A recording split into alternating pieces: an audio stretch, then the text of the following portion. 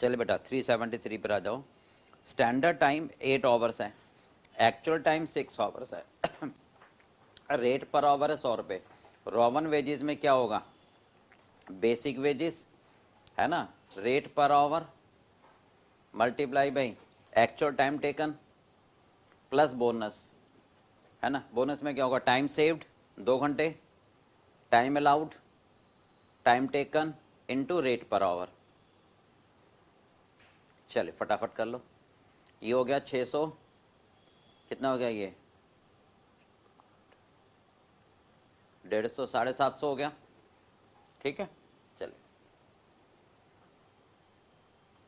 Actual output 8 घंटे में 700 unit बन जाने चाहिए, नहीं बनाए, और स्टैंडर्ड है 90 unit per hour. Efficiency ratio क्या होगी, हाँ जी बताओ, एफिशिएंसी रेशियो क्या होती है, एफिशिएंसी रेशियो, हाँ जी, standard time upon actual time. ठीक है, स्टैंडर्ड टाइम का मतलब क्या होगा, हाँ जी, एक्चुअल में कितने बनाए उसने 700, है ना। 700 को बनाने में 8 घंटे लिए, तो एक्चुअल तो 8 घंटे हो गए। 700 को बनाने में कितना टाइम लेना चाहिए, 90 यूनिट को बनाने में 1 घंटा, तो 700 को बनाने में कितना टाइम, 90 में 1 घंटा, है ना। 90 यूनिट को बनाने में 1 घंटा, तो एक में कितना, 700 में कितना, 90 यूनिट को बनाने में 1 आवर। ठीक है, तो 700 divide by 90, 7.77 hour, okay, divide by 8, तो ये हो गया 97.22, यानी आंसर हो गया मेरा ए। ठीक है, fix cost are not affected in monetary terms during the fixed period by change in output, but this statement is valid provided fixed costs are not affected in monetary terms during the F1 period by the change in output। ठीक है, मतलब अगर मैं output change करूंगा तो एक fix period में fix cost change नहीं होगी। This statement is valid provided increase in output is not substantial, है ना। हाँ, मतलब ये है कि भाई मेरी कैपेसिटी है 10,000 यूनिट की, और हमने फिक्स कॉस्ट अनुमान लगाए 1 लाख रुपए आ रहे हैं। ठीक है, अब 10,000 की कैपेसिटी में आप 8,000 बनाओ, 9,000 बनाओ, ध्यान से सुनना, 10,000 एक बना लो, 10,000 5 बना लो, 10,000 100 बना लो, बन जाएंगे, पर 10,000 की जगह 12,000 या 15,000 नहीं बनेंगे, तो सब्सटैंशियल नहीं होना चाहिए। ठीक है भाई, एक बस है, उस बस का किराया है मान लो 5,000 रुपये, 50 की कैपेसिटी है, तो 52 बैठ जाएंगे, है ना, 53 बैठ जाएंगे, चलो भाई साइड जो 1-2 खड़ा हो जाएगा, पर 50 की कैपेसिटी में 100 तोड़ना बैठ जाएंगे। ठीक है, capacity is defined as actually utilised capacity. Actually utilise होता है प्रैक्टिकल, जो एक्चुअल में यूटिलाइज करते हैं वो होता है प्रैक्टिकल कैपेसिटी। ठीक है, हाँ जी, मैक्सिमम पॉसिबल प्रोडक्टिव कैपेसिटी, ये तो सिर्फ थ्योरेटिकल हुआ ना कि जहां पर ऑपरेटिंग टाइम लॉस ना हो, ये तो केवल थ्योरेटिकल होती है। Charging common overhead cost to the various cost centre using appropriate basis, है ना, अपोर्शनमेंट कहलाता है चार्ज करना, प्रोडक्ट पर चार्ज करना एब्जॉर्प्शन कहलाता है। ठीक है, to the various cost centres, cost centre पर चार्ज करना यानी अपोर्शनमेंट, बंटवारा। Distribution of service department to production department. ठीक है, हाँ जी, क्या कहलाएगा ये, reapportionment. Packing cost is a part of, packing cost production भी हो सकता है, अगर प्राइमरी है तो, सेकेंडरी है तो सेलिंग को डिस्ट्रीब्यूशन हो जाएगा, तो आप कहोगे it may be any of the above. अगर ये लिखा होता प्राइमरी पैकिंग तो मैं प्रोडक्शन कहता, सेकेंडरी पैकिंग तो मैं सेलिंग कहता। Which of the following is not treated as manufacturing overhead, not treated as manufacturing overhead. ठीक है, मैन्युफैक्चरिंग ओवरहेड में क्या नहीं आता, लुब्रिकेंट आता है, कॉटन वेस्ट ही तो कॉमन होती है ना, indirect material. Administrative overhead, night shift allowance paid to the factory worker due to general work pressure, पहले भी बता रखा है। कि भाई जो नाइट शिफ्ट अलाउंस होता है, ठीक है, वो हमारा लेबर का पार्ट होता है, ओवर टाइम प्रीमियम की बात नहीं कर रहे, ठीक है। Difference between actual and absorb will be usually at minimum level provided predetermined overhead rate is based on, मतलब जो अंडर रिकवरी या ओवर रिकवरी होगी वो कम से कम होगी, ठीक है। कब? जब एब्जॉर्प्शन रेट नॉर्मल कैपेसिटी पे निकालोगे, ठीक है भाई। प्री डिटरमाइंड ओवरहेड रेट क्या होता है? Budgeted overhead divided by budgeted output. तो बजटेड आउटपुट क्या होगा? जो नॉर्मल कैपेसिटी होगी। तो करीब करीब एब्जॉर्ब और एक्चुअल बराबर आ जाएंगे।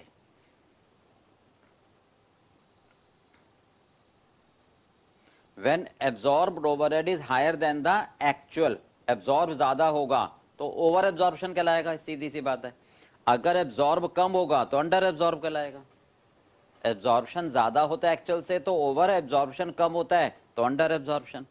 विच of the following overhead may not be apportioned on the basis of wages, है ना। कौन से खर्चे may not be apportioned on the basis of wages? हाँ जी, वेजेस के रेशियो में नहीं बांट सकते। हॉलीडे, वर्कर्स की हॉलीडे पे वेजेस में बांटोगे, वर्कर का परक्विजिट, ये सारा तो लेबर की रेशियो में बटेगा, पर मैनेजेरियल सैलरी थोड़ा ना बटेगी वर्कर के रेशियो में, ठीक है। तो डी, मैनेजर की सैलरी तो नंबर ऑफ टाइम्स के हिसाब से बटेगी, उसने कितना टाइम डिवोट किया है। The following is an example of direct expense as per 10। हाँ जी, तो डायरेक्ट एक्सपेंस क्या होता है? Special raw material which is substantial part of prime cost, वो तो डायरेक्ट मटेरियल हुआ। ट्रैवलिंग एक्सपेंस टू साइट, ये डायरेक्ट एक्सपेंस हुआ क्योंकि साइट के लिए डायरेक्टली एक्सपेंस, ओवर टाइम नहीं होता। Catalogue of price finish product तो कॉमन हो गया, ये तो बेसिकली मार्केटिंग का खर्चा हो गया। तो आपका डायरेक्ट एक्सपेंस हुआ travelling expense to the site, कि भैया मुझे एक साइट पे जाना, उसका आने जाने का खर्चा, ठीक है। 21 कैश 21 आपको बता रखा है। हाँ जी, इनमें से किसी के लिए नहीं होता, ये लिस्ट एक बार देख लेना सिर्फ, ठीक है। Standard deals with the cost of services cost centre, ठीक है, ये 13 में बता रखा है आपको। Which standard deals with the principle and method of determining depreciation, ठीक है, डेप्रीशिएशन वाला 16 में बता रखा है। Which standard deals with the determination of average equalised transportation cost, ये आपको 5 में बताया हुआ है। Which standard deals with the principle and method of determining manufacturing cost of excisable goods, ये 22 में है, ठीक है। हाँ जी, deals with the principle and method of operation और ओवरहेड, ये 3 में। 13 आपको बता ही रखा है, cost of service cost centre. Which of the following item is not included in the preparation of cost sheet, बताओ कॉस्ट शीट में कौन सा आइटम नहीं आता? कॉस्ट शीट में कौन सा आइटम नहीं आता बताओ? कैरिज इनवर्ड, हाँ जी, डायरेक्ट एक्सपेंस है। सेल्स कमीशन, सेलिंग और distribution, purchase return, net purchase. Interest paid हमारा नहीं आता है, इंटरेस्ट पेड हमारा फाइनेंशियल आइटम है। Which of the following item is not excluded while preparing cost sheet? हाँ जी बताओ। नॉट एक्सक्लूडेड यानी इंक्लूड करते हैं, घुमा के पूछता है। गुडविल रिटर्न ऑफ एक्सक्लूड करते हैं, प्रोविजन फॉर टैक्स एक्सक्लूड करते हैं, ट्रांसफर, ये सारे फाइनेंशियल आइटम है। तो property tax on factory building, factory overhead है, ये एक्सक्लूड नहीं करते हैं। Which of the following are direct expense, डायरेक्ट खर्चे कौन से हैं फटाफट बता दो। हाँ जी, स्पेशल डिजाइन तो होता ही है ना, कि आपने एक फ्लैट बनाना है उसका नक्शा, ठीक है, और कोई मशीन या इक्विपमेंट जो एक पर्टिकुलर जॉब के लिए उसका किराया डायरेक्टली चार्ज करते हैं। सेल्समैन की वेजेस, सेल्समैन तो सारे प्रोडक्ट बेचेगा तो कॉमन है, सेलिंग में आएगा। रेंट, रेट और insurance of factory, factory overhead में आएगा, तो ए आंसर हो गया। प्राइम कॉस्ट क्या होता है? हाँ जी, प्राइम कॉस्ट डायरेक्ट कॉस्ट होता है, direct material, direct labour, direct expenses, है ना।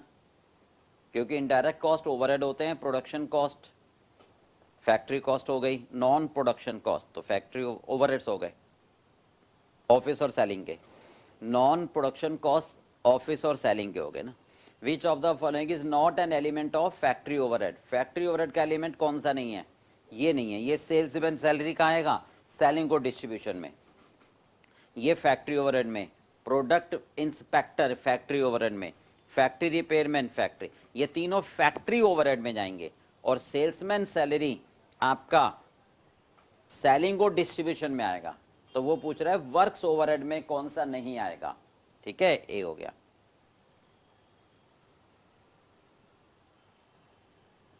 For the purpose of cost sheet preparation cost are classified, बता रखा है।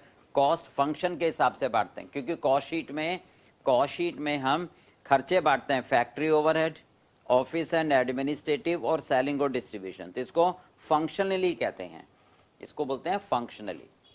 भाई रेलिवेंसी का मतलब होता है कि कौन सी डिसीजन मेकिंग में आती है, कि रेलिवेंट कॉस्ट, संक कॉस्ट, है ना। वेरिएबिलिटी का मतलब वेरिएबल, फिक्स्ड, सेमी वेरिएबल।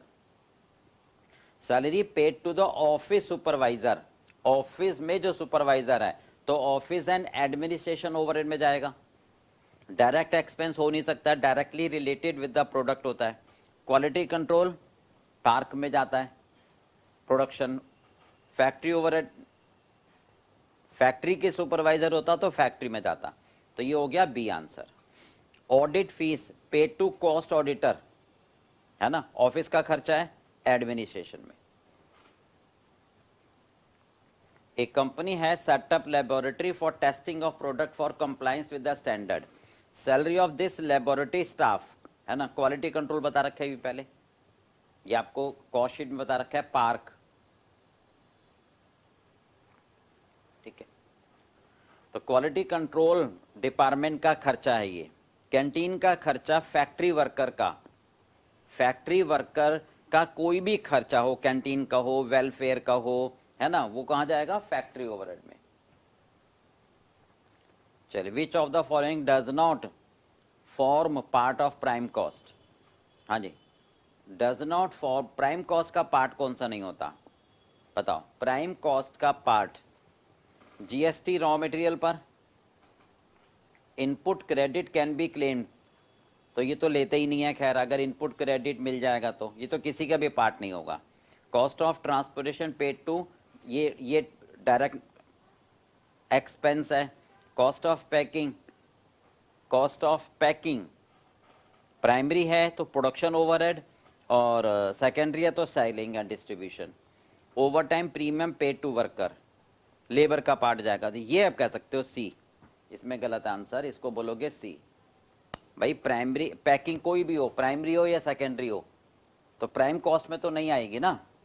ठीक है, प्राइमरी पैकिंग प्रोडक्शन ओवरहेड में जाएगी। A company pay royalty to state government on the basis of production, direct expense होता है। रॉयल्टी का खर्चा डायरेक्ट एक्सपेंस होता है। रिकंसिलेशन स्टेटमेंट में expense shown only in financial accounts are, हाँ जी, जो खर्चे केवल फाइनेंशियल अकाउंट में जाते हैं, है ना, तो खर्चों की वजह से प्रॉफिट कम हो जाएगा, खर्चों की वजह से फाइनेंशियल का प्रॉफिट कम हो जाएगा। दोनों बराबर करने के लिए ऐड करोगे, तो ए आंसर हो गया। ठीक, in reconciliation statement expenses shown only in cost account, only का मतलब केवल कॉस्ट अकाउंट में दिखाते हैं। ठीक है, जैसे इम्प्यूटेड कॉस्ट, अपॉर्चुनिटी कॉस्ट, ये सारी। तो भाई कॉस्टिंग में दिखाने से कॉस्टिंग का प्रॉफिट कम हो जाएगा, फाइनेंशियल का ज़्यादा हो जाएगा, यही तो मतलब है। ठीक है, तो क्या करोगे? हाँ जी, एडेड इन फाइनेंशियल प्रॉफिट नहीं, डिडक्टेड फ्रॉम फाइनेंशियल प्रॉफिट। ध्यान से देखो, खर्चे कॉस्टिंग में दिखाए, फाइनेंशियल में नहीं दिखाए, तो कॉस्टिंग का प्रॉफिट कम हो गया, फाइनेंशियल का ज़्यादा है। दोनों बराबर करने के लिए क्या करोगे? फाइनेंशियल के प्रॉफिट को कम करोगे, ये ठीक है। Reconciliation statement transfer to reserves, जो रिजर्व में ट्रांसफर करते हैं हम, है ना, वो फाइनेंशियल में होता है। तो फाइनेंशियल में अगर रिजर्व में ट्रांसफर किया जाता है तो फाइनेंशियल का प्रॉफिट कम हो जाता है, और कॉस्टिंग का प्रॉफिट कुछ नहीं होता, इसके कंपैरेटिवली ज़्यादा रहता है। तो दोनों बराबर करने के लिए फाइनेंशियल के प्रॉफिट को ऐड कर दोगे। चलिए, रिकंसिलेशन में income shown only in financial account, income की वजह से फाइनेंशियल का प्रॉफिट बढ़ जाता है, तो फाइनेंशियल के प्रॉफिट को कम कर दो, फाइनेंशियल के प्रॉफिट को कम कर दो।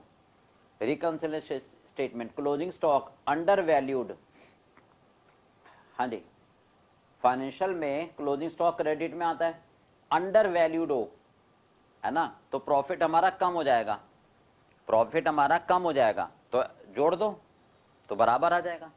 क्लोजिंग स्टॉक जितना कम होता है प्रॉफिट उतना कम हो जाता है, बराबर करने के लिए जोड़ दो। Under non integrated accounting system, जब अलग अलग होते हैं हमारे, ठीक है, तो सेपरेट लेजर हम मेंटेन करते हैं, यही तो होता है। इंटीग्रेटेड में कंबाइंड लेजर होते हैं, नॉन इंटीग्रेटेड में रॉ मटेरियल जब परचेज करते हो, रॉ मटेरियल जब परचेज करते हो तो मटेरियल कंट्रोल अकाउंट को डेबिट करोगे या स्टोर लेजर कंट्रोल अकाउंट को डेबिट करोगे। कॉस्टिंग का लॉस है 5600, ये क्वेश्चन भी हो चुका है पहले। Administrative overhead under absorb being 600, loss as per financial account, हाँ जी, कितना आएगा, ये करा चुका हूं क्वेश्चन पहले, 6200 आएगा। कॉस्टिंग का लॉस है 5600 का, ठीक है। एडमिनिस्ट्रेटिव ओवरहेड अंडर एब्जॉर्ब, क्योंकि कॉस्टिंग में अंडर एब्जॉर्ब दिखाते हैं 600 रुपए के हैं, तो इसका मतलब अंडर एब्जॉर्ब होने से, ध्यान से सुनो, अंडर एब्जॉर्ब होने से इसका मतलब यहां एब्जॉर्प्शन होते हैं या एक्चुअल होते हैं, फाइनेंशियल में एक्चुअल दिखाते हैं, कॉस्टिंग में एब्जॉर्प्शन दिखाते हैं। तो अंडर एब्जॉर्ब है यानी कॉस्टिंग में खर्चे कम दिखाए, खर्चे कम दिखाए तो प्रॉफिट ज्यादा आ जाता है, प्रॉफिट ज्यादा हो जाता है, या ये कहो कि लॉस कम हो जाता है, लॉस कम है ना, तो फाइनेंशियल में लॉस ज्यादा है, फाइनेंशियल में लॉस ज्यादा होगा, ठीक है, तो जोड़ दो। चलिए, which of the following item should be added to the costing PL to arrive at the, हाँ जी, कॉस्टिंग के प्रॉफिट में कौन सा जोड़ोगे आप, ठीक है। इनकम टैक्स पेड, बताओ, इनकम टैक्स पेड केवल फाइनेंशियल में आता है, over absorption, interest paid to debenture, all of above. Income tax paid, हाँ जी, जो ये खर्चे फाइनेंशियल में आते हैं, ठीक है, तो फाइनेंशियल में आने से, फाइनेंशियल में आने से फाइनेंशियल का प्रॉफिट कम हो गया, तो कॉस्टिंग का प्रॉफिट भी कम करोगे तो ये ऐड तो होगा नहीं। Over absorption of works overhead, over absorption होगा तो कॉस्टिंग का प्रॉफिट क्या होगा, खर्चे ज्यादा दिखा रहे हैं तो प्रॉफिट कम हो जाएगा, खर्चे ज्यादा दिखाने से प्रॉफिट कम हो जाएगा, दोनों करने बराबर करने के लिए प्रॉफिट ऐड कर दोगे, ये ज्यादा ठीक है। Interest integral account eliminate the necessity of operating, cost ledger control account नहीं आता इंटीग्रेटेड में। Non integrated accounting system amount made to complete double entry is, हाँ जी, जनरल लेजर एडजस्टमेंट में amount made to complete double entry, general ledger adjustment में। Non integrated accounting system, ठीक है, non integrated separate ledgers are maintain. Notional cost, notional cost का मतलब होता है can not B included in non integrated account, ठीक है, जब आप अलग अलग मेंटेन करते हो तो उसमें इंक्लूड नहीं होता, ठीक है। Which account is debited if material 500 रुपए are return to vendor under non integrated account, अगर मैंने 500 रुपए का मटेरियल सप्लायर को वापस कर दिया है, अगर मैंने सप्लायर को वापस कर दिया है तो जनरल लेजर एडजस्टमेंट में जाता है, ठीक है, अगर मैंने सप्लायर को वापस कर दिया है तो general ledger. What is the general entry made under integrated accounting system for recording sales, sales के लिए general ledger adjustment. Which of the following item is most likely to be included in cost account, cost में कौन सी item हम लेते हैं, ठीक है, donation नहीं लेते हैं, है ना, कॉस्ट में रेंट रिसीवेबल नहीं लेते हैं, सेल्स लेते हैं सिर्फ, ये तो लेते ही नहीं है, नोशनल रेंट लोगे आप, नोशनल रेंट आप लेते हो कि हम अपनी फैक्ट्री में अगर काम कर रहे हैं तो फैक्ट्री का किराया दे नहीं रहे, तो फैक्ट्री का रेंट एज ए नोशनल लेते हैं। जॉब कॉस्टिंग, हाँ जी, फर्नीचर में अगर किसी कस्टमर का ऑर्डर आया है कि भाई मुझे आर्म लेंथ चेयर बना के दो, है ना, सनमाइका ऐसी बना के दो, ठीक है, रिपेयर इस तरह से करके दो, प्रिंटिंग इस तरह से करके दो, तो ये तीनों कस्टमाइज हैं, कस्टमर के हिसाब से, कस्टमर ड्राइवन प्रोडक्ट है, all of the above. Job costing में cost are accumulated by specific job के लिए कॉस्ट अलग अलग करते हैं, मंथली बेसिस पर नहीं, डिपार्टमेंट पर नहीं, ठीक है, अलग अलग जॉब की अलग अलग कॉस्ट होती है, अलग अलग जॉब की अलग अलग कॉस्ट होती है। Most suitable cost system where product differ in type of material and work performed is, जहां पर प्रोडक्ट अलग अलग होता है, इसमें अलग मटेरियल, उसमें अलग मटेरियल, इसमें अलग मटेरियल, यानी कस्टमर के हिसाब से प्रोडक्ट बनाते हैं, तो जॉब कॉस्टिंग, ठीक है। ऑपरेशन कॉस्टिंग होती है सर्विस इंडस्ट्री, प्रोसेस में मटेरियल एक जैसा होता है। Cost price is not fixed in case of, हाँ जी, cost plus contract.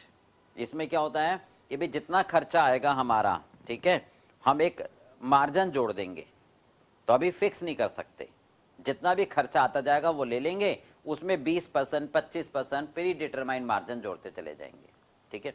Escalation clause में फिक्स कर देते हैं कि अगर मटेरियल, लेबर, ओवरहेड की कीमतें इतनी बढ़ी तो इतना प्राइस बढ़ जाएगा, ठीक है। इसमें तो होता ही नहीं, इसमें तो सिंपल फिक्स्ड ही हो गया, तो ए आंसर होता है।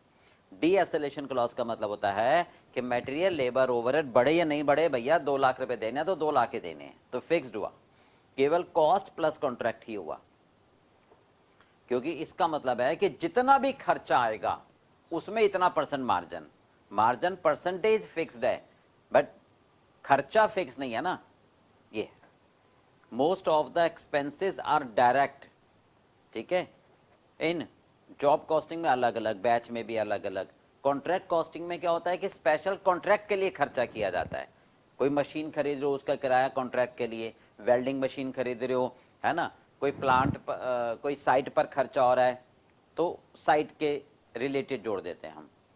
चलिए, cost plus contract is usually entered in those cases where, cost plus contract कहाँ लेते हैं, कॉस्ट कैन बी इजिली, तो दिक्कत ही नहीं है, cost of certified and uncertified नहीं, कॉस्ट ऑफ, ये भी कोई मतलब ही नहीं है। Determination of contract cost with reasonable accuracy is not possible, यही तो मतलब है, भैया पता नहीं कितना खर्चा आएगा, मैं कैसे बता दूं कितना मटेरियल, कितना लेबर, कितने ओवरहेड, तो जितना भी आएगा प्लस मार्जिन। तो जब कॉस्ट का अनुमान लगाना थोड़ा सा मुश्किल होता है तो कॉस्ट प्लस कॉन्ट्रैक्ट का सहारा लिया जाता है। In order to determine cost of product और सर्विस, कॉस्ट निकालने के लिए डिफरेंट बिजनेस फर्म क्या फॉलो करते हैं, हाँ जी, uniform costing, different technique of costing, different method of costing.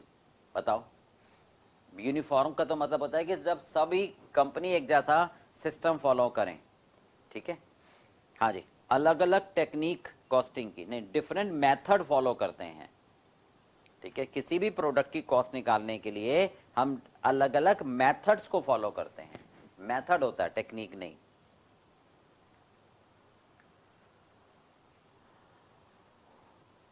भाई टेक्निक हो गई, जैसे स्टैंडर्ड कॉस्टिंग एक टेक्निक है ना,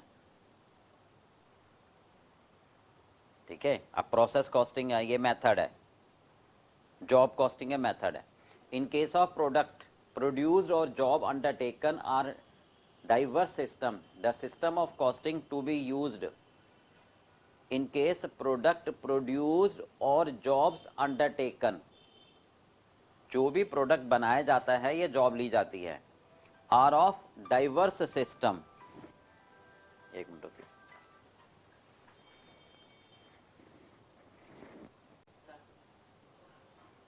वो प्रोडक्ट या जॉब जिसमें डाइवर्स सिस्टम हो, मतलब सब अलग अलग कस्टमर ड्राइवन हो, है ना, तो जॉब कॉस्टिंग लगाओगे। डाइवर्स सिस्टम का मतलब हुआ कि भैया तुम्हें अपनी शर्ट बनानी है, तो भाई साहब मुझे ऐसा कलर, मुझे ऐसा बटन, मुझे ये चीज़, है ना, चेयर बनानी है तो ऐसी चेयर बना के दो। तो इसका मतलब कस्टमर के स्पेसिफिकेशन के हिसाब से जब डाइवर्स सिस्टम होता है तो हम जो भी काम लेते हैं वो जॉब कॉस्टिंग कहलाता है। जॉब कॉस्टिंग इज, हाँ जी, सुटेबल वेयर सिमिलर प्रोडक्ट, ये तो प्रोसेस हो गया। Method of costing used for non standard and non repetitive. अब एक कस्टमर आया, मुझे ऐसा फ्लैट बना के दो, तो दूसरा वैसा थोड़ा ना बनाएगा, ठीक है। बैच कॉस्टिंग, है ना, बैच कॉस्टिंग जब हम लॉट में बनाते हैं, ठीक है। टाइप ऑफ जॉब कॉस्टिंग कह सकते हो, ठीक है। Batch costing is similar to that job costing except with the difference, दोनों सेम ही तो होती हैं, बट क्या होता है, job become a cost unit, process become a cost unit, batch become the cost unit instead of a job, ये ज्यादा ठीक है। बैच लॉट वाइज, मतलब हमने 100 यूनिट का एक लॉट बना लिया, ठीक है। जबकि जॉब तो एक चेयर की भी आ सकती है, एक फ्लैट बनाने की भी आ सकती है, एक फ्लैट का इंटीरियर भी हो सकता है, ठीक है। तो बैच और जॉब कॉस्टिंग में बस इतना ही फर्क हुआ कि बैच जो है कॉस्ट यूनिट बन जाती है। इकोनॉमिक बैच क्वांटिटी का मतलब क्या होता है, एक बार में कितने यूनिट बनाए एक साथ। Size of batch of production, ठीक है, where average cost is minimum, है ना, बिल्कुल ठीक है। हाँ जी बताओ। Setup cost of machine is minimum, a carrying cost is minimum, बताओ। एवरेज कॉस्ट तो हो ही नहीं सकती ना, एवरेज कैसे हो जाएगी, ठीक है। हमारा पर्पज होगा, जैसे ईओक्यू में बताया था कि एक बार में इतने यूनिट का ऑर्डर दे ताकि ऑर्डरिंग और कैरिंग कॉस्ट मिनिमम हो। तो एक बार में इतने यूनिट बनाए कि कैरिंग कॉस्ट और सेटअप कॉस्ट ये दोनों मिनिमम हो, राइट, यानी ये दोनों बराबर हो जाएं। क्योंकि देखो ना, एक बार में एक लॉट में अगर ज्यादा बनाओगे, ठीक है, तो बहुत सारे एक बार में बन जाएंगे, तो एक बार सेटअप करना पड़ेगा आपको, तो सेटअप कॉस्ट कम हो जाएगी, है ना। पर बहुत ज्यादा बनाओगे तो क्या होगा, रखने का खर्चा ज्यादा बढ़ जाएगा। तो हम ऐसा चाहते हैं कि ना तो रखने का खर्चा बढ़े ना सेटअप का खर्चा बढ़े, ये तो वो इकोनॉमिक बैच साइज कहलाती है। हाँ जी, which of the following documents are used in job costing to record the issue of direct material to a job, ये तो बता चुके हैं, है ना। मटेरियल रिक्विजिशन, मटेरियल को मंगाना। परचेज रिक्विजिशन क्या होता है, जब स्टोर डिपार्टमेंट परचेज डिपार्टमेंट को बोलता है एक पत्र पे लिखकर इतना मटेरियल खरीद लो, है ना, और परचेज डिपार्टमेंट फिर सप्लायर को बोलता है, तो वो परचेज ऑर्डर। जब सप्लायर माल भेज देता है तो आता है गुड्स रिसीव नोट, तो मटेरियल रिक्विजिशन बोलते हैं, मटेरियल मांग पत्र। विच of the following statement is true, batch costing is the variant of job costing, similar है। जॉब कॉस्ट शीट में B use for estimating profit of job, ये ठीक है ना। जॉब कॉस्ट शीट किस लिए बनाते हैं, ताकि उस जॉब से मुझे कितना घाटा हुआ कितना प्रॉफिट हुआ। Can not B use for conjunction with, नहीं ये, हाँ जी, कोई मतलब ही नहीं है। In cost plus contract, contractor runs risk of incurring, नहीं, कॉस्ट प्लस कॉन्ट्रैक्ट में कहां से लॉस हो जाएगा भाई, जितना खर्चा आएगा वो आपको मिलेगा। रिस्क को कवर करने के लिए ही तो कॉस्ट प्लस कॉन्ट्रैक्ट लगाते हैं, कि जब कॉस्ट आपको पता ही नहीं यार कितनी पड़ेगी, तभी तो कहते हैं भैया जितना खर्चा है उतना ले लेंगे तेरे से। विच of the following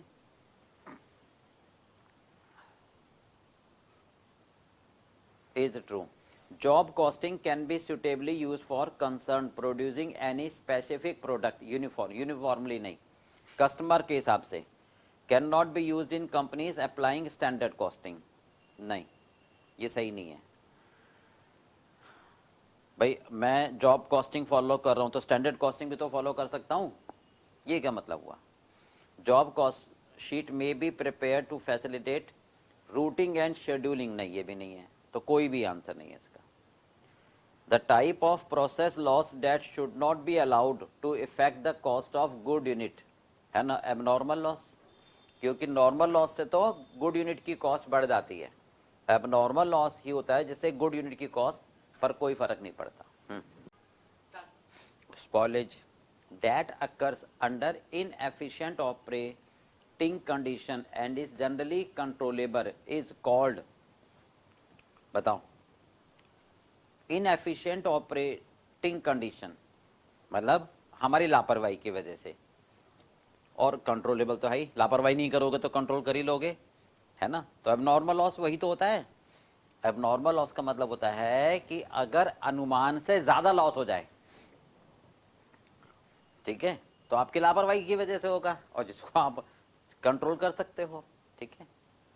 in which of the following situation abnormal gain, हाँ जी, जब नॉर्मल लॉस कम कर दो, इतना ज्यादा मेहनत करो कि नॉर्मल लॉस को कम कर दो, ठीक है, नॉर्मल लॉस बराबर हो नहीं, एक्चुअल आउटपुट बढ़ जाए प्लांट से, ठीक है, हमने सोचा था 100 यूनिट बनाएंगे, इंट्रोड्यूस करेंगे 100 यूनिट, ठीक है, कुछ भी कर लो नॉर्मल लॉस तो होता ही है सर 10% का। तो प्लान आउटपुट, एक्सपेक्टेड आउटपुट 90 बन जाना चाहिए, इसे बोलोगे प्लान एक्सपेक्टेड, ठीक है। अब एक्चुअल में मैंने मेहनत करी, इसको कम कर दिया, तो एक्चुअल आउटपुट बनाया 92, है ना। तो इसका मतलब 2 एबनॉर्मल गेन हो गया, ठीक है। तो एक्चुअल आउटपुट बढ़ जाए प्लान से, ठीक है। चलिए, एबनॉर्मल लॉस, ठीक है, वैल्यू ऑफ एबनॉर्मल लॉस किसके बराबर होता है, टोटल कॉस्ट, अरे यार ऐसा थोड़ा ना होगा, process cost less cost of scrap, नहीं, process cost less realisable value, process cost less realisable value of normal loss, process cost less realisable value of normal loss, है ना भाई। अगर मान लो हमारा 85 बना तो 5 का नॉर्मल लॉस हुआ, है ना। तो 100 की कॉस्ट मान लो 1000, इधर लेते, 100 की कॉस्ट मान लो 1200 और 10 बेच दिए 200 के हिसाब से, तो नहीं, और ले लूँ मैं 300, तो 900 हो गए। तो इसका मतलब एक की कॉस्ट 10 रुपये हो गई, तो 5 की कॉस्ट कितनी हो गई, 50 रुपये। तो एबनॉर्मल लॉस की कॉस्ट कैसे निकालोगे, after realising sale of scrap, ठीक है। Process account is debited by abnormal gain, हाँ ठीक है, प्रोसेस अकाउंट में डेबिट करते हुए एबनॉर्मल गेन, ठीक है। द वैल्यू कैसे निकालते हो, सेम वैल्यू अभी तो बताया आपको, cost of good unit less realisable value of, जैसे अब नॉर्मल लॉस की कॉस्ट वैसे अब नॉर्मल गेन की cost. In sugar manufacturing industry molasses is also produced along with the sugar, ठीक है, एक मिनट रखना। In a sugar manufacturing industry molasses is also produced along with the sugar, है ना, गुड़ जो बनता है शुगर के साथ में, तो गुड़ की वैल्यू कम होती है तो उसको क्या बोलते हैं, बाई प्रोडक्ट, ठीक है, उसे बोलते हैं हम by product.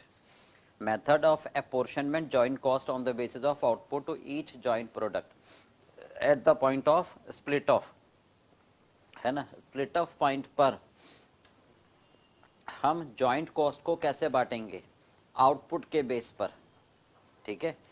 Physical unit method कहलाता है, इसमें क्या दूसरा नाम ही तो है। Main purpose of accounting of joint product and by product is, हाँ जी, ये मालूम करना कि हर प्रोडक्ट पर कितना प्रॉफिट या लॉस हो रहा है, यही तो होगा। Under net realisable value method of apportion joint cost to joint product, NRV के हिसाब से जब हम बांटते हैं तो सेलिंग और डिस्ट्रीब्यूशन कॉस्ट, ठीक है, सेल्स में से माइनस कर देते हैं। एनआरवी का मतलब ये होता है नेट रियलाइजेबल वैल्यू, ठीक है, मतलब कितने में बिक रहा है माइनस कितना खर्चा, ठीक है। Which of the following is an example of by product, बताओ बाई प्रोडक्ट का एग्जाम्पल, है ना, ऑयल और oil cake, mustard seeds and mustard oil, ये तो मेन प्रोडक्ट हो गया। डीजल और पेट्रोल मेन हो गया, दही और बटर मेन हो गया। तो एडिबल ऑयल और ऑयल केक ये हमारा बाई प्रोडक्ट में आ गया। विच of the following method can be used when joint product are of unequal quantity and use of captive consumption. ठीक है, हाँ जी, जब जॉइंट प्रोडक्ट कैसे हो, अनइक्वल क्वांटिटी के हो और खुद हम यूज कर रहे हैं, तो physical method, net NRV, technical estimate करो using market value of similar product, क्योंकि खुद कंज्यूम कर रहे हैं तो मार्केट वैल्यू एस्टिमेट करो आप, राइट, तो सी बेटर होगा। Cost of particular service under operating costing is ascertained by preparing, हाँ जी बताओ, पर्टिकुलर सर्विस की वैल्यू कैसे निकालोगे, जॉब कॉस्ट शीट बनाकर अलग अलग सर्विस की अलग अलग कॉस्ट शीट बना लो। Operating costing is applicable to, हाँ जी ट्रांसपोर्ट में होता है। ऑपरेटिंग कॉस्टिंग कहाँ पर एप्लीकेबल होगा, ट्रांसपोर्ट इंडस्ट्री में, सिनेमा में, हॉस्पिटल में, यही तो होगा जहां पर सर्विस देते हैं। ऑपरेटिंग कॉस्टिंग का मतलब सर्विस इंडस्ट्री, यानी जहां पर हम कोई प्रोडक्ट नहीं बनाते। हॉस्पिटल हो गया, स्कूल्स हो गए, कॉलेज हो गए, मंदिर हो गए, है ना, सिनेमा हो गए, ट्रांसपोर्ट इंडस्ट्री हो गई, बिजली वाले हो गए, इन सब में लगाते हैं, तो ऑल ऑफ द अबव हो गया। Composite cost need for a hospital, है ना, पर पेशेंट पर डे। हॉस्पिटल में क्या होगा, पर पेशेंट पर डे, एक पेशेंट का एक दिन का खर्चा। Cost unit used in power sector, power sector में क्या होगा, पर किलोवाट पर आवर, एक किलोवाट में कितनी बिजली। एब्सोल्यूट टन किलोमीटर, एब्सोल्यूट का मतलब कितना होगा, एग्जैक्ट पता हो, इतने किलोमीटर इतना टन मान ले गए। Composite unit of transport sector, ठीक है, बस ऑपरेशन में नहीं, बस में थोड़ा ना मैं टन ले जाऊंगा, सीधी सी बात, ऑयल में नहीं ले जाऊंगा, पावर में नहीं, तो ट्रांसपोर्ट में होता है। In process costing joint product is, joint product, हाँ जी, जब दोनों की वैल्यू सेम होती है, which is produce simultaneously with the other product similar value, ठीक है। कॉमन प्रोसेस से जब एक से ज्यादा प्रोडक्ट निकलते हैं और सबकी वैल्यू सेम होती है लगभग, right. Process B had no opening inventory, 13,500 unit of raw material were transferred at 4.5 रुपये पर यूनिट। एडिशनल मटेरियल 1 रुपये 25 पैसे was added. Labour and overhead, if 11,700 complete unit were transferred out, what was the closing inventory in process B. हाँ जी, process B had no opening inventory, 13,500 unit हमने introduce करे, 4.5 रुपये per unit, तो material का खर्चा कितना हो गया, 4.5, एडिशनल मेटेरियल लगाया 1.25 के हिसाब से, ठीक है। चलिए, लेबर ध्यान से पढ़ना, एंड ओवरहेड वर 6.25 रुपये पर कंप्लीट यूनिट, यानी लेबर का खर्चा केवल उन पर आ रहा है जो कंप्लीट है, लेबर का खर्चा केवल उन पर आ रहा है जो कंप्लीट है। ओवरहेड 2.5 रुपये पर इनकम्प्लीट, ठीक है। 11,750 कंप्लीट हो गए, तो कितने बचे, 13,500 माइनस 11,750, तो बचे मेरे पास 1,750 यूनिट। तो 1,750 जो बचे, है ना, उसका वैल्यूएशन कितना होगा, यही वाला तो होगा, कितना हो गया, 4 और 2 6 और एक साथ 8.25 रुपये इंटू 8.25 रुपये, तो ये आ गया 14,437, समझ में आ गया, राइट भाई। 13,500 माइनस 11,750, 1,750 बचे, तो उसका वैल्यूएशन क्या होगा, material, additional material plus overhead, labour नहीं आएगा क्योंकि लेबर का खर्चा कंप्लीट यूनिट पर है। हो गया क्लियर।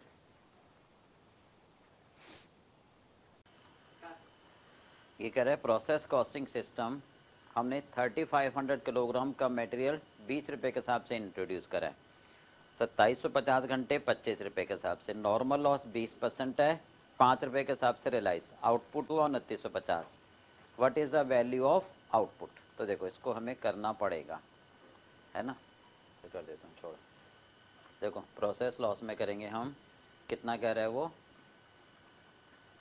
3500 किलोग्राम 20 रुपये के हिसाब से, ठीक है। तो 3500 किलोग्राम हमने इंट्रोड्यूस करा 20 रुपये के हिसाब से, कितना हो गया, 70,000, ठीक है। और लेबर हो गए 2750 25 रुपये के हिसाब से, 2750 इंटू 25, 68,750,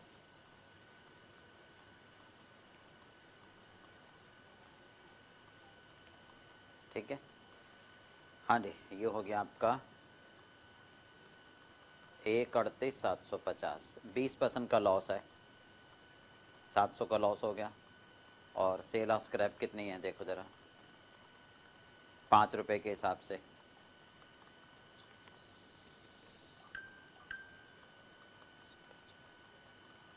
ठीक है।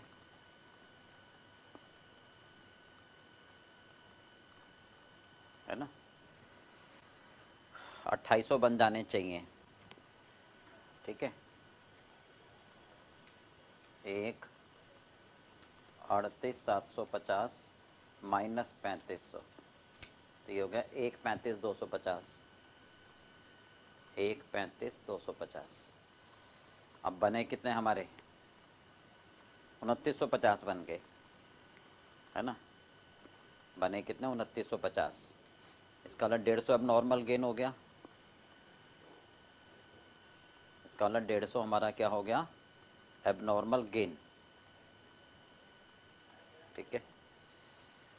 हाँ जी, तो 2950 की कीमत कितनी हो जाएगी, ये रेट निकाल लो, 1,35,250 डिवाइड बाई 2800,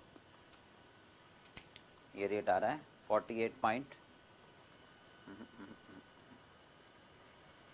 1,35,250, 1,35,250 डिवाइडेड बाई 2800, ये रेट आया 2950, ठीक है। हाँ जी, ये आ रहा है 1,42,495, लगभग ये वाला ए आंसर हो गया, ठीक है। चलिए, हाँ जी, if in a process costing abnormal loss अगर आता है तो process account is generally credited करते हैं full production cost of abnormal loss in it, ये तो होता है। Which of the following statement are correct, ठीक है। All a material requisition note is use to record the issue of material, ठीक है। अगर हमें मटेरियल इशू करना है स्पेसिफिक जॉब पर तो मटेरियल रिक्विजिशन नोट हम यूज़ करते हैं, ठीक है, ये सही है। Typical job cost will contain actual cost for material labour and overhead and non production overhead are often added as a percentage of total production cost. Job में क्या आता है, एक्चुअल मटेरियल, एक्चुअल लेबर, अब ये actual नहीं आते हैं ना, ये तो ये भी क्या हो गए, प्रोडक्शन और नॉन प्रोडक्शन ओवरहेड हम चार्ज करते हैं। Job costing method can be applied costing batch, ठीक है। तो पहला और तीसरा, जॉब और बैच कॉस्टिंग सिमिलर अप्लाई करते हैं हम। A job is budgeted to require 3300 productive hours after incurring 25% ideal time. If the total labour cost budgeted for the job is इतना, what is the labour cost per hour, हाँ जी, labour cost per hour कितनी होगी। A job is budgeted to require 3300 productive hour after incurring 25% ideal time, हाँ जी।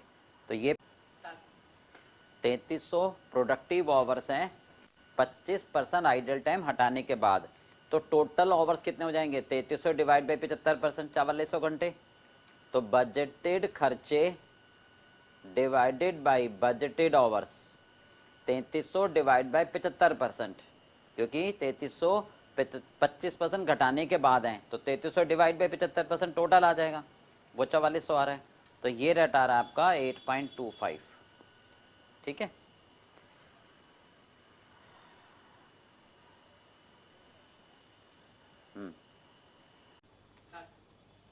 हाँ जी, देखिए ये कहता है a company calculate price of the job by adding overhead to the prime cost, adding 30% to total cost as profit margin, ठीक है। Job number this was sold for इतने रुपए और ओवरहेड इतने रुपए, क्या प्राइम कॉस्ट होगी, तो सेलिंग प्राइस है 1690 रुपये। अब इसमें प्रॉफिट माइनस कर दो, प्रॉफिट कितना है 30% कॉस्ट का, तो 30/130 हो जाएगा, तो 1690 इंटू 30 डिवाइडेड बाई 130, यानी 390 का प्रॉफिट हो गया। 30/130 सेलिंग प्राइस का, तो 1300 रुपये हमारी टोटल कॉस्ट है ना। 694 माइनस कर दो, ठीक है। 1300 में से 694 कितना बचा, 694 आपका, ठीक है। 1300 माइनस 694, तो ये हो गया 606 रुपये। क्लियर, चलिए। State which of the following are the correct. Service costing की क्या परिभाषा है, क्या विशेषताएं हैं, ठीक है। High level of indirect cost as proportion of service costing में इनडायरेक्ट कॉस्ट ज़्यादा होती है, मटेरियल तो होता ही नहीं है, ठीक बात है। Use of composite cost unit, use of composite cost unit होती है, जैसे कमर्शियल टन किलोमीटर हो गए, एब्सोल्यूट टन किलोमीटर हो गए, कॉस्ट पर टन पर किलोमीटर हो गए, है ना। इक्वलेंट यूनिट तो प्रोसेस में होता है, तो यानी बी मेरा आंसर हो गया, ठीक है। Which of the following organisation should not be advised to use service costing. हाँ जी, should not be advised to use service costing. Service costing हम यूज नहीं करते, ठीक है। हाँ जी, किस में, डिस्ट्रीब्यूशन में करते हैं, हॉस्पिटल में करते हैं, लाइट इंजीनियरिंग में करते हैं, maintenance division of manufacturing company में तो होते ही नहीं, सर्विस इंडस्ट्री, बात ही खत्म।